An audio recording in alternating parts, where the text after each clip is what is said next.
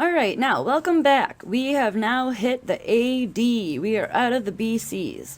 So, at this time is when Mount Vesuvius erupts in the Mediterranean and blankets the city of Pompeii and Herculaneum, along with other villages on the coast of the Mediterranean Sea, where 2,000 years later, we will discover the buried remains of the poor people buried under those ashes in those last moments of life. Then Nero becomes emperor soon after in Rome and is pretty much despised by everyone since power makes people insane, and then Rome burns as well. Like literally half of Rome is burned to the ground. This is for some reason referred to as the Roman Age, probably because Egypt loses power around now, Greece is gone, Jesus is gone, and humankind just pretty much sucks. All we have really going for us right now is like Rome and China, and Native Americans are doing their own thing.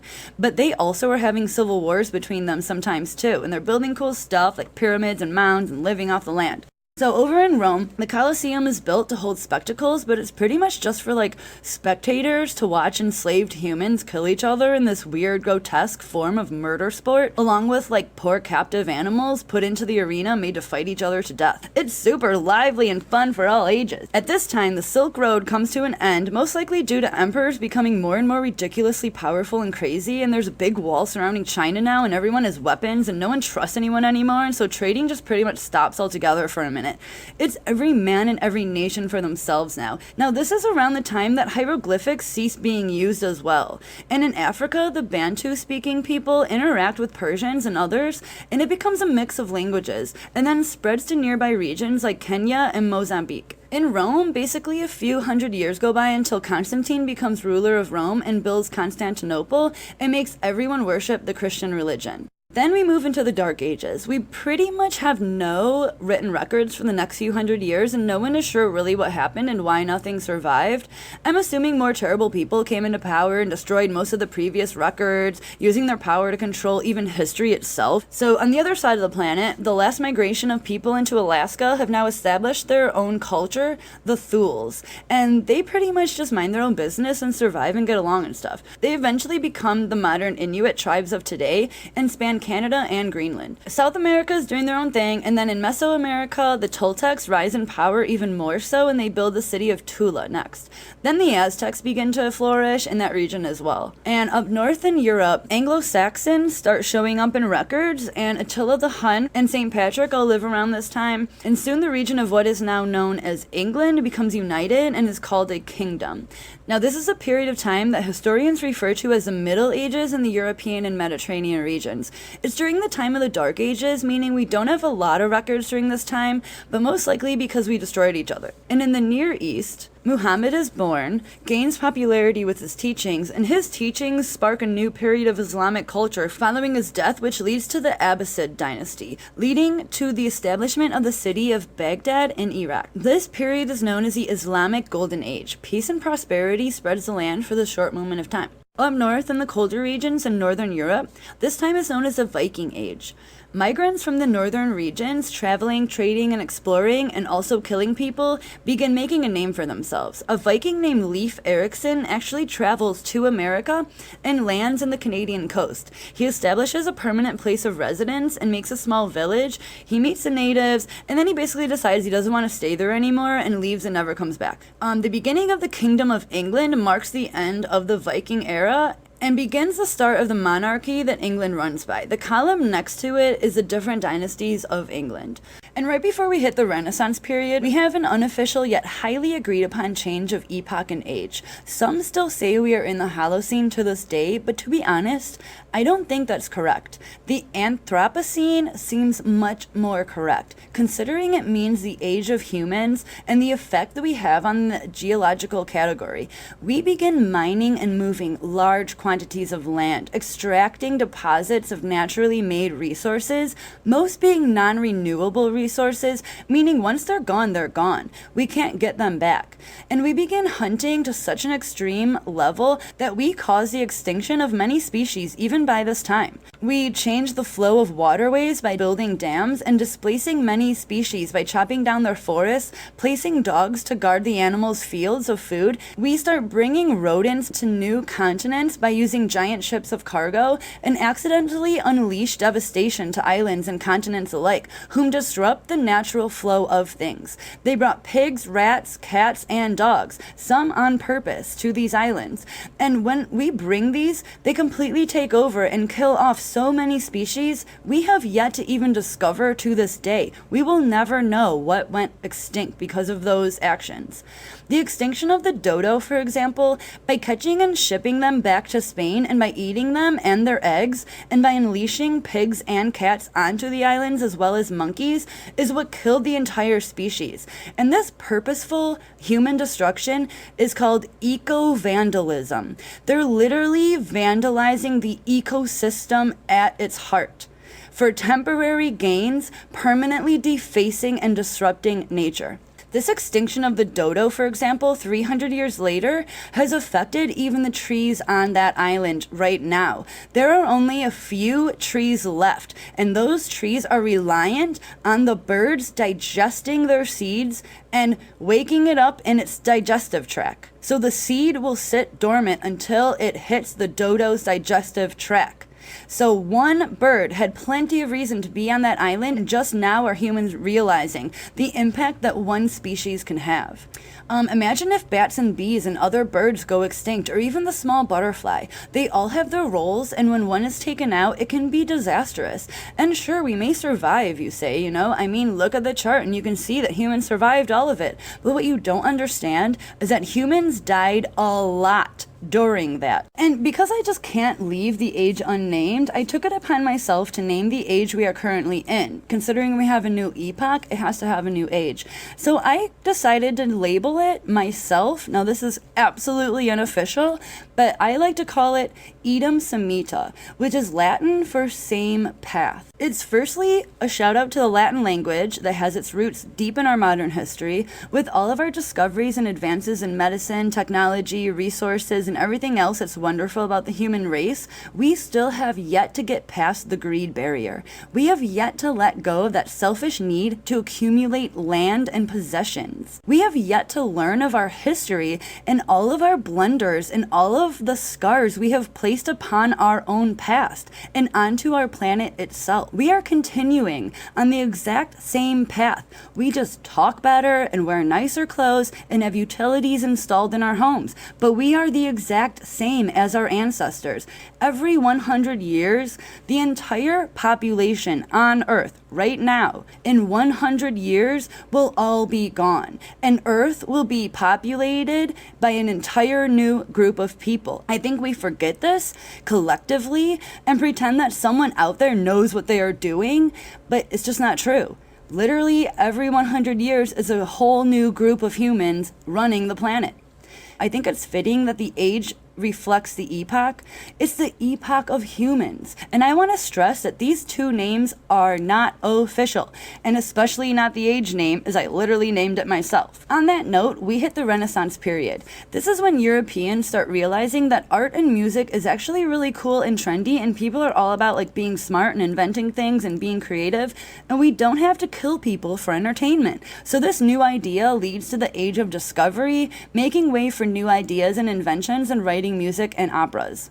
Around this time is when Christopher Columbus lands on the shores of Santo Domingo and thinks he discovered a brand new land. Then he finds out that it's occupied by millions of people and goes back to Spain, and the Spanish find out about it and about how natives haven't plundered the resources of metals yet, so they decide to go back, plunder their land, kill a lot of them, and the ones that they don't kill eventually die from all the disease that the Spanish brought with them anyway, because the natives haven't been in contact with any of these diseases, so they had no immunity to it. In the end, 90% of the native population is killed.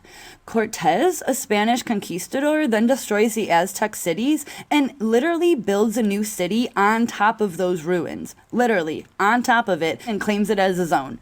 Now, this exploration and discovery of an already inhabited land leads to the murder of 90% of the native population in Central America. Then they move to North America, and John Smith lands on the coast, and then this is where Pocahontas comes into the picture. As they build more and more ships keep coming until they decide they no longer want to share this huge land with the natives and begin pushing them out. As they come into more and more contact, they spread their diseases, sometimes intentionally, to the natives.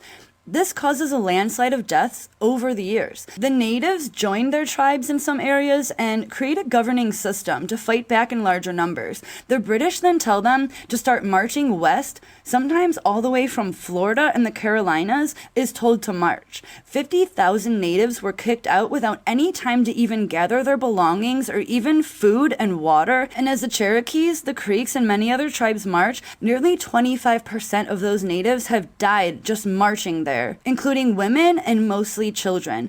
In the end, 90% or more of the original inhabitants of North America were murdered on purpose in a slow and tragic cause of death. Now, for the last bit of modern history, as the natives were being slaughtered in America, we have lovely paintings being created in the Mediterranean area of mainly Italy by artists in the time called the Renaissance. Renaissance means to remember, as in before the Dark Age hit, we rediscover our own abilities as a species. This is when Da Vinci, Michelangelo, and others were born and lived and painted and sculpted. In Egypt, the Ottoman Turks rule the throne, and in Ireland, potatoes are brought back from Peru and begins the potato craze for that region. In Australia, the British begin landing, and one of the most notorious lands is of James Cook.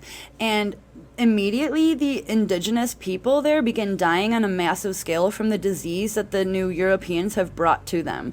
The ones who survive are told to praise Jesus, and if they don't, the British were told to either execute them on spot or to enslave them for either the global slave trade or as personal prisoners to the explorers.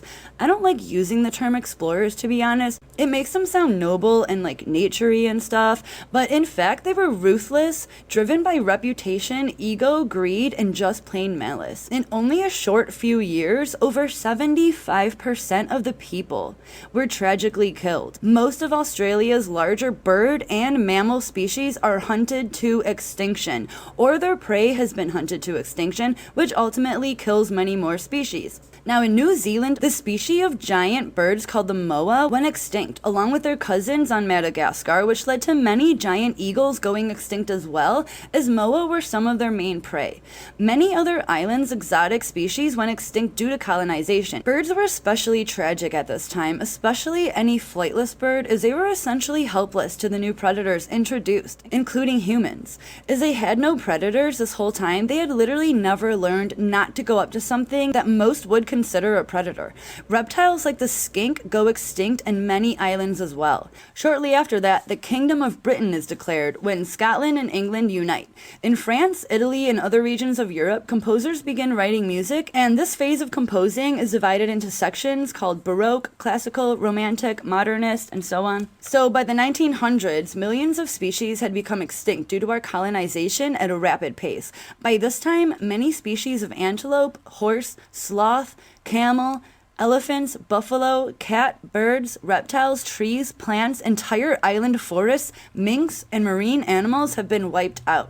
In 1914, the most abundant bird in the world, the passenger pigeon, is driven to extinction within a few hundred years. The last wild ibex in the 21st century dies, the eastern clouded leopard in Taiwan, the Bermuda owl, more skinks on more islands, and recently the Melamis in Bramble Bay near the Barrier Reef in 2009. Including the loss of the actual Great Barrier Reef, which is more like the OK Barrier Reef at this point. Naturally, about 2 species will die off every century due to naturally occurring disturbances for every 10,000 species there is. But recently, due to human populations, extinctions without any natural catastrophe to take the blame in the last century, instead of 2 species, there has been 500 that have been exterminated. This uptick in extinction rates increases the rate of the extinction for those species' predators, pollinating patterns, and much more, which result in even further extermination.